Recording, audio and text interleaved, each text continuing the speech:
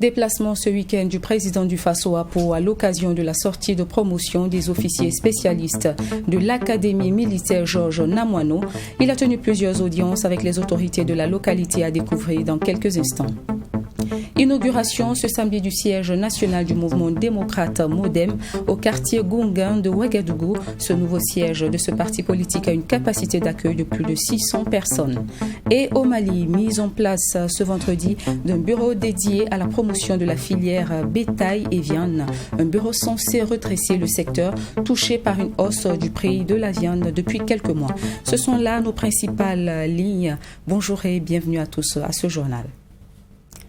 Nous vous l'annoncions en titre, le président du Faso en déplacement à Pau dans le Naouri à l'occasion de la sortie de promotion des officiers et spécialistes de l'Académie militaire Georges Namoiano de Pau a accordé une série d'audiences aux chefs de circonscription administrative, aux présidents des conseils de collectivités, aux autorités religieuses et chefs coutumiers. L'occasion pour ces derniers d'exprimer leurs préoccupations au chef de l'État burkinabé, Maxime Jean-Hugues Bambara. À Pau, dans la région du centre-sud, le président du Faso a accordé une audience à une délégation des chefs des circonscriptions administratives et présidents des conseils de collectivité de la région. La délégation, conduite par le gouverneur, a traduit sa reconnaissance au chef de l'État pour les projets réalisés dans la région, notamment la route Manga-Zabri, celle Guiba-Garango en chantier, la construction du pont sur le fleuve Nazinon, et la réalisation du commissariat de Guiba. Des doléances ont également été soumises à Roch-Marc Christian Kaboré. Nous avons aussi soumis des doléances, notamment la route Nyorida-Manga qui est très très dégradée. On a beaucoup de barrages aussi qui ont cédé. On a des commissariats de police que nous sollicitons la construction parce que vous savez que la zone du centre-sud est une zone frontalière avec le Ghana et on a beaucoup de forêts. Donc on a besoin vraiment de beaucoup d'agents de sécurité pour jouer au travail de sécurisation de ces massifs forestiers-là. À la suite des autorités déconcentrées et décentralisées, c'est au tour des autorités religieuses de Pau et des chefs coutumiers de la province du Naouri de féliciter Roch-Marc Christian Kaboré pour sa réélection et de présenter leurs doléances. Nous avons parlé de CSPS dans certains villages, des écoles publiques, de CEG, de routes, de ponts. Nous avons aussi demandé un centre d'examen de concours à Pau, parce que quand nos enfants vont à Manga, ils souffrent, ils n'ont pas de place pour dormir. Alors voilà tout un tas de problèmes que nous avons posés à M. le Président.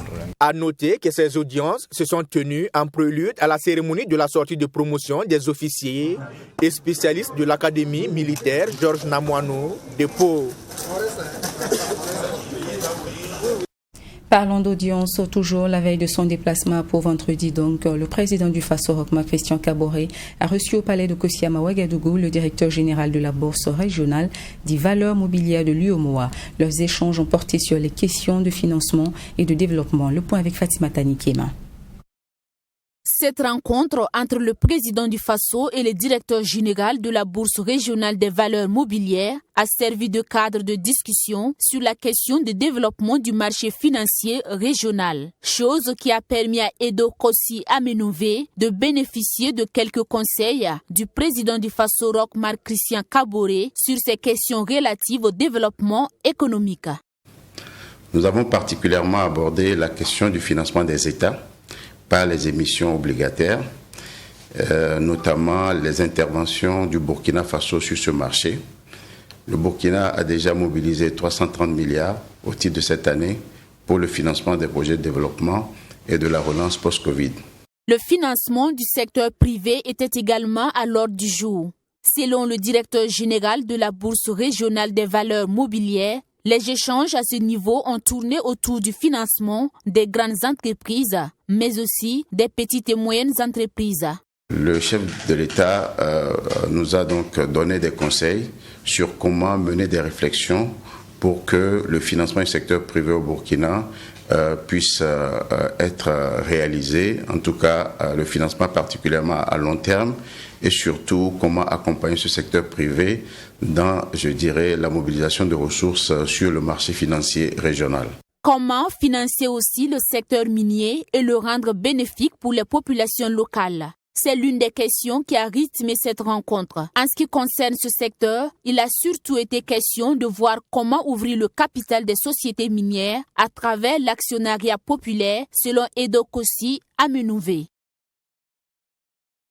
Le mouvement démocrate MODEM, devenu un parti politique en novembre dernier, dispose désormais de son siège national. Un siège inauguré ce samedi dans le quartier Gongan de Ouagadougou, rue Simon Compaoré. Cette infrastructure vient à point nommé car cela renforcera la crédibilité du parti vis-à-vis du respect de la loi burkinabé. Ce nouveau local sera ainsi le lieu de centrer ses activités et de célébrer ses victoires politiques. Retour sur la cérémonie d'inauguration avec Fatima Tanikema.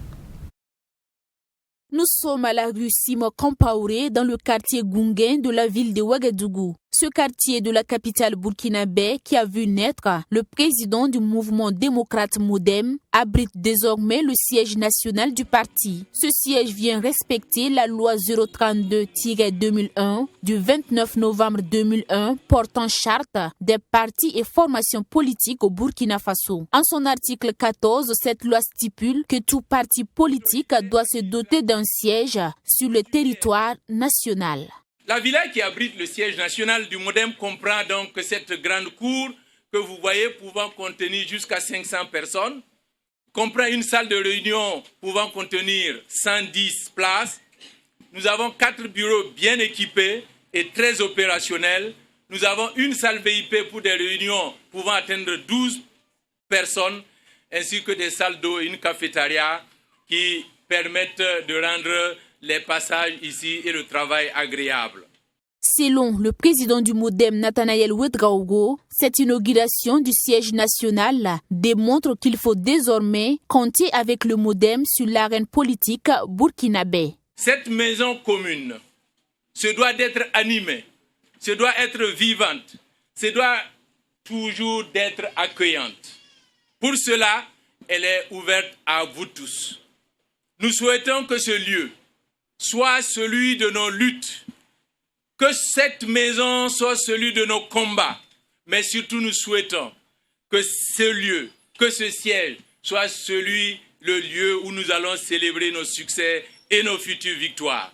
Le mouvement démocrate MODEM, créé à la veille de la campagne des élections du 22 novembre dernier, soit le 29 octobre 2020, est devenu officiellement un parti politique le 18 novembre 2020. L'objectif était de soutenir le candidat du mouvement du peuple pour le progrès, MPP. Aujourd'hui, c'est un parti politique qui se classe parmi ceux de la majorité présidentielle.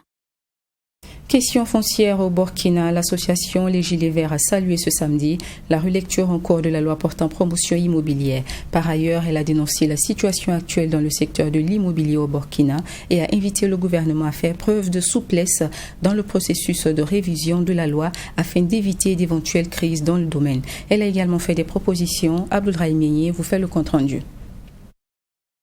Face à la presse, les Gilets Verts ont apprécié positivement les réformes engagées par le ministère en charge de l'urbanisme dans le domaine foncier au Burkina Faso.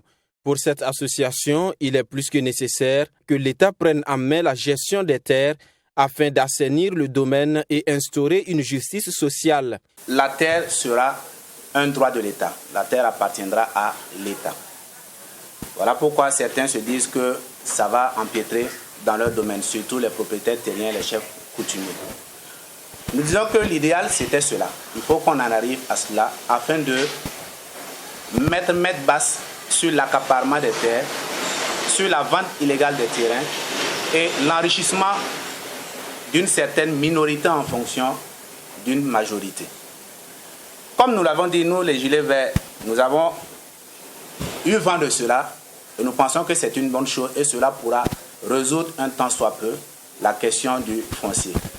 Mais nous disons que l'État ne doit pas jouer carrément aux gendarmes en refusant tout aux propriétaires terriens. Les propriétaires terriens doivent être associés à cette répartition, à ce lotissement. Ce cadre de rencontre avec les hommes de médias a ainsi permis aux Gilets verts de dénoncer la situation actuelle, une situation marquée par des détournements des activités des sociétés immobilières et la non-mise en valeur de plus de 200 000 parcelles dans la ville de Ouagadougou. Pour résoudre ces problèmes, les Gilets verts invitent le gouvernement à prendre des mesures fortes. On doit aussi trouver une situation claire pour les personnes qui ont déjà payé des parcelles ou des logements avec les différents promoteurs immobiliers actuellement. Parce qu'on dit que les logements sociaux des promoteurs sont des maisons sans garantie. L'État doit prendre des mesures pour plafonner les prix des mètres carrés de terrain, des hectares, et cela par zone, pour réduire les spéculations et freiner la vente effrénée des terres. L'informatisation du fichier d'acquisition et de vente de parcelles. En effet, nul ne peut détenir plus de 3 parcelles dans une même localité. Donner un délai de mise en valeur des anciennes parcelles ou des terrains sous peine de retrait.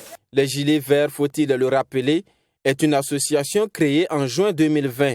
Elle œuvre pour la défense des droits des populations et leur bien-être, surtout dans le domaine du foncier et du logement. Les Gilets verts sont à leur 2e sortie médiatique depuis la création de l'association. Visite de terrain ce jeudi du directeur général de l'Agence burkinabé de l'électrification rurale dans la région des Hauts-Bassins. Le niveau de réalisation des chantiers visités est partiellement satisfaisant selon ce dernier, et ce, malgré les difficultés rencontrées en raison de la saison pluvieuse. Dans certaines localités, les travaux devraient être achevés en décembre prochain. Notre correspondant Joseph Koudgou dans la région des Hauts-Bassins vous donne des précisions. Après la région de la boucle du Mouhoun, le directeur général de l'Agence burkinabé de l'électrification rurale et sa délégation ont déposé leurs valises dans la région des Hauts-Bassins ce jeudi 26 août. Une visite de terrain pour s'imprégner de l'évolution des travaux de l'électrification rurale. Ismaël Nakoulma est venu toucher du doigt les difficultés rencontrées sur le terrain. Malgré ces difficultés, il s'est dit être satisfait de l'état d'avancement des travaux. Comme vous le savez, c'est la saison hivernale, donc il y a pas mal de difficultés que les entreprises rencontrent sur le terrain. Notamment avec les travaux champêtres, ils ont du mal donc à déployer les poteaux et à tirer les câbles, comme on le dit dans notre jargon. Parce que vous savez, c'est très classique dans notre industrie que pendant l'hivernage, les entreprises arrêtent de travailler. Je suis partiellement satisfait. Pourquoi ? Parce qu'il y a des localités dont je sais, c'est quasiment à 90% d'avancement. Donc il reste très peu de choses à faire pour mettre en service ces localités pour l'intérêt des populations. Mais il y a quelques-unes où il y a des difficultés. Il y a aussi les effets, les conséquences de la crise de la Covid qui impactent également les entreprises sur le terrain. Mais ensemble, nous sommes venus donc trouver des solutions, comment surmonter tout cela donc et permettre aux populations d'avoir accès à l'énergie le plus vite possible. Les localités de Pointou, Noumousso et Kiekelesso rencontrent d'énormes difficultés et l'entreprise en charge de l'exécution des travaux a reçu les consignes pour que l'électrification de ces zones soit effective en fin décembre 2021. Les 3 villages à retenir, on pouvait se prononcer, dire qu'on peut les mettre en service. Mais vous voyez, pour pouvoir les mettre en service, il faut que ces 3 villages soient alimentés par la base. Et la base, c'est quoi? C'est le réseau de moyenne tension. Et ce réseau de moyenne tension est en difficulté de construction juste à cause de l'impact environnemental qu'on est en train de gérer, juste à cause de la situation de Covid. Et un peu, j'allais dire, pour déployer le personnel sur le chantier, bon, il y a quand même la saison hivernale qui s'est considérablement installée dans la zone de Boubou. Donc ça fait que l'entreprise a vraiment du mal à mettre ce petit tronçon en œuvre. À Bouendé, village situé dans la commune de Karangasso-Sambla, les chantiers sont toujours en cours d'exécution. Des poteaux en béton font place aux poteaux en bois. C'est des localités qui ont été, dans certains cas, électrifiées il y a très longtemps.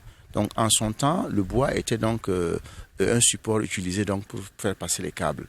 Mais justement, à partir donc du moment où la question environnementale est très sensible au Burkina, nous déclassons progressivement tout ce qui est en bois pour moderniser le réseau en mettant soit des poteaux métalliques ou des poteaux en béton.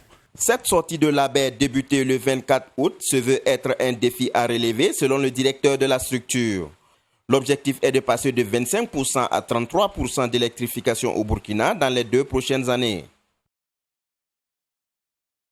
Don de sang ce samedi à l'Institut supérieur de management des risques, initié par les clubs Ouagadougou Héron, Ouagadougou Santé Plus, Ouagadougou Soleil et Ouagadougou Minéral du Lions Club Burkina. L'objectif de cette activité solidaire était de soutenir les actions du Centre national de transfusion sanguine dans l'accompagnement des personnes nécessiteuses.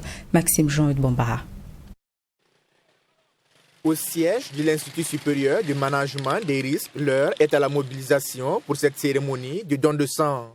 Les 4 clubs initiateurs du district 403 A3 du Lions Club International, que sont Ouagadougou Héron, Ouagadougou Santé Plus, Ouagadougou Soleil et Ouagadougou Minéral, jouent ainsi leur partition dans la mobilisation du liquide précieux. Je suis très satisfait parce que les 4 clubs ont mobilisé leurs membres. Il y a également une société de gardiennage qu'on appelle BBS Fair Security qui est là ce matin pour nous accompagner. Et là, vous avez vu la forte mobilisation et en tout cas, on va avoir beaucoup de poches pour les centres de transfusion sanguine. En ce moment-là, les élèves sont en vacances. Il se trouve que les élèves sont les premiers donateurs de sang. Alors, comme ces élèves sont en vacances, le Lions Club a décidé de prendre le relais de cette activité-là. Une activité à laquelle personnel de la société de gardiennage BBS Fair Security et Lyon ont répondu présents afin de donner leur sang, ce qui va sans doute contribuer à soulager ceux qui sont dans le besoin. Je sais que les gens en ont besoin, donc ça peut sauver les vies. Pourquoi ça, on donne le sang. C'est votre première fois? Oui, c'est ma première fois. J'invite les autres, en tout cas ceux qui n'ont pas encore eu le courage de donner, qui n'ont pas fait ce don de sang pour permettre à d'autres qui sont dans les besoins de vivre, quoi. Parce que c'est quand même donner son sang, c'est quand même donner une vie ou soit donner une deuxième chance à d'autres personnes aussi. Selon les organisateurs, environ 70 poches de sang sont attendues pour ces jours. Et ces activités de don de sang se poursuivront jusqu'en octobre prochain. Dans le cadre de la 7e édition de la journée de reboisement, les différents corps paramilitaires du Burkina se sont donnés pour mission de restaurer la ceinture verte de l'arrondissement 4 de la ville de Ouagadougou.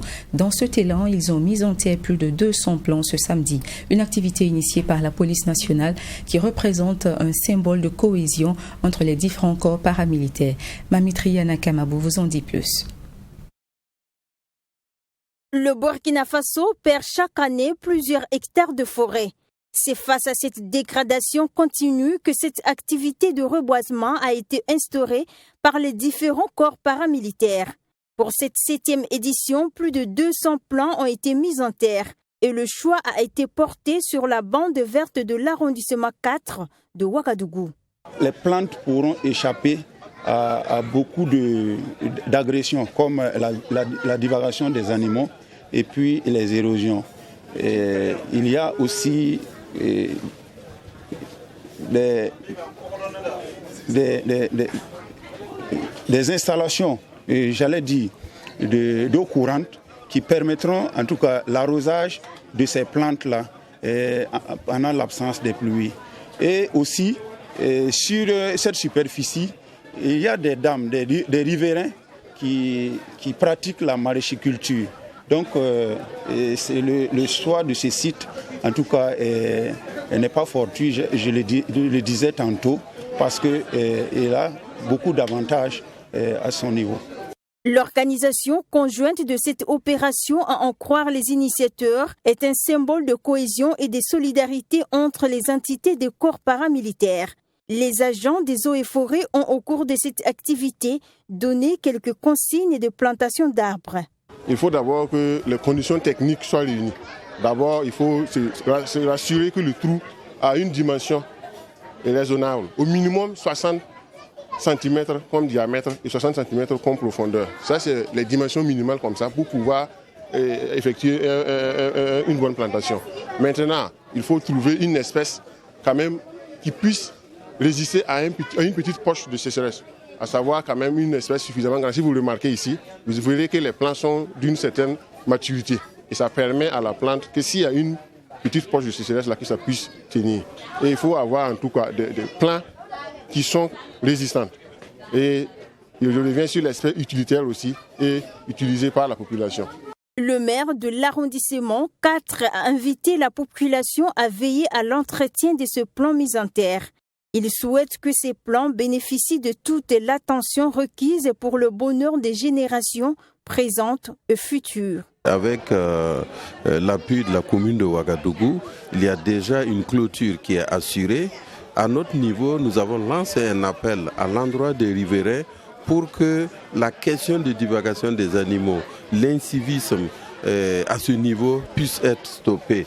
Et c'est à ça que nous allons arriver à véritablement reprendre cette ceinture verte qui tient tant à cœur les autorités municipales. Donc à notre niveau, nous profitons de votre micro pour lancer un appel à l'adresse donc des riverains pour qu'ils fassent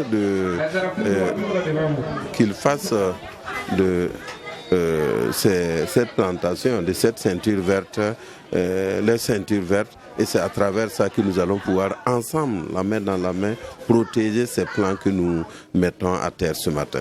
Cette activité de plantation d'arbres a été initiée pour lutter contre la désertification.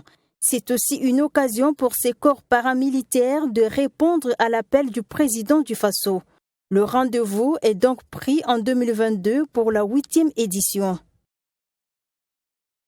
Continuons avec la lutte contre la désertification. La Banque de l'Union du Burkina BDU-BF s'est aussi engagée pour cette lutte en collaboration avec la mairie de Lumbila. Sur le site du Jardin du Maire, 100 plants ont été mis en terre ce samedi. 3e du genre, cette activité s'inscrit également dans le cadre de la campagne de reboisement lancée le 7 août dernier par le président du Faso, dont l'objectif est de planter 10 millions d'arbres sur l'ensemble du territoire burkinabé. Cette cérémonie de reboisement de BDU-BF ce samedi était précédée d'une rencontre entre la direction générale de BDU et les autres directions de la banque.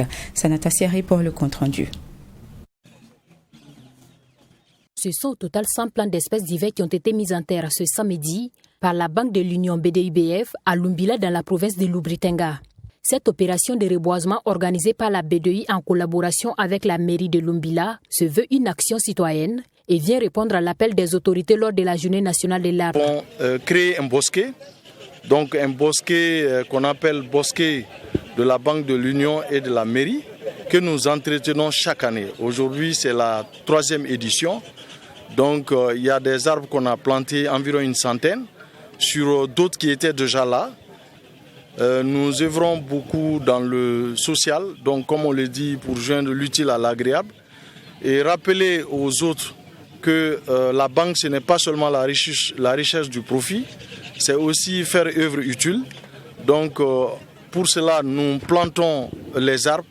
Nous faisons également des dons régulièrement à des structures sociales comme les orphelinats. Donc nous appuyons également des mairies. Et donc en plus de ces œuvres, nous ajoutons également à notre corde l'assainissement, l'environnement et la préservation donc, de l'environnement. Le personnel de la BDU mobilisé, chacun a tenu à mettre un plan en terre. Occasion pour le représentant de la mairie de soumettre d'autres doléances à la Banque de l'Union. Des doléances concernant notamment la clôture et l'entretien du bosquet. Tellement constructive au niveau de l'environnement. Et le directeur général vient de dire, ça fait 3 ans qu'ils sont dans nos locaux et ils aménagent, en tout cas ils œuvrent à ce que nous puissions avoir une ville verte. Et même l'entretien, ils ont parlé. Et maintenant, ils ont décidé de clôturer les arrêts du maire. Et nous, on a fait notre doléance en lui demandant s'ils pouvaient au moins mettre des petites maisonnettes là-bas, des cases, pour que la population de Lumbila puisse au moins venir s'asseoir et puis s'épanouir, y compris l'entretien aussi des arbres. Cette opération de reboisement a été suivie d'une rencontre entre la direction générale de la BDU et les autres directions de la banque. Une rencontre trimestrielle qui vise à faire un bilan à mi-parcours des activités de la banque et inviter les différents chefs d'agence à persévérer pour l'atteinte des objectifs. Les résultats sont déjà satisfaisants, mais des défis restent à relever selon le directeur général de la banque. Au Mali, les acteurs de la filiale Bétail et Viande ont mis en place ce vendredi un bureau dédié à la promotion du secteur de l'élevage et la professionnalisation du métier de boucher. C'est à l'occasion d'une assemblée constitutive présidée par le ministre délégué à l'élevage et à la pêche. L'interprofession Bétail et Viande vise aussi, selon les organisateurs, au renforcement des relations de travail entre les acteurs du secteur. Plus de précisions avec Bourema Soulo, notre correspondant au Mali. Cette assemblée constitutive des acteurs de la filiale bétail et viande intervient alors que la flambée du prix de la viande sur le marché inquiète les consommateurs. Une hausse des prix provoquée par l'arrêt de la subvention de la filiale par l'État. Selon les professionnels du secteur, la mise en place de cette interprofession vise à structurer la filiale. La création de l'interprofession permettra aux acteurs d'être un interlocuteur privilégié unique de l'État dans la filière bétail-viande, de représenter et défendre les intérêts des professionnels de la filière bétail-viande du Mali à tous les niveaux, de promouvoir et valoriser la filière bétail-viande du Mali, d'organiser les activités de production, de transformation et de la commercialisation, de rendre des services appropriés aux besoins professionnels des membres et renforcer les liens de solidarité et d'entraide mutuelle entre les membres. Présent lors de la cérémonie d'ouverture de cette assemblée, le ministre délégué de l'élevage et de la pêche se félicite de la création de cette interprofession bétail et viande. De l'interprofession de la filière bétail-viande au Mali est un challenge pour nous et l'ensemble des acteurs au développement et une avancée majeure en matière de structuration des organisations professionnelles d'élevage. Elle traduit ainsi notre volonté commune d'impulser une autre dynamique à l'amélioration des conditions de production, d'exploitation et de compétitivité des filières. Depuis quelques mois, le prix de la viande est en constante hausse. Et Youbaba compte sur les bouchers pour baisser le prix. Une demande qui risque de ne pas être entendue par les intéressés. Nous voulons vraiment l'engagement des marchands de bétail pour amoindrir les souffrances des populations. Cette augmentation de viande mérite une solution pérenne. Et nous sommes en train d'y faire face avec ce que je viens de dire, la culture fourragère et tous les éléments qui concourent vraiment à ce que notre bétail soit à hauteur de souhait, produise beaucoup de lait, produise beaucoup de viande et nous allons avoir vraiment une compétitivité par rapport aux autres. Cette assemblée constitutive a abouti à la mise en place d'un bureau national qui plaidera les causes des professionnels du secteur bétail et viande au Mali. Voilà ce qui était de l'essentiel pour cette session de la mi-journée sur Truth TV. Je vous retrouve demain 13h. Excellente semaine à tous.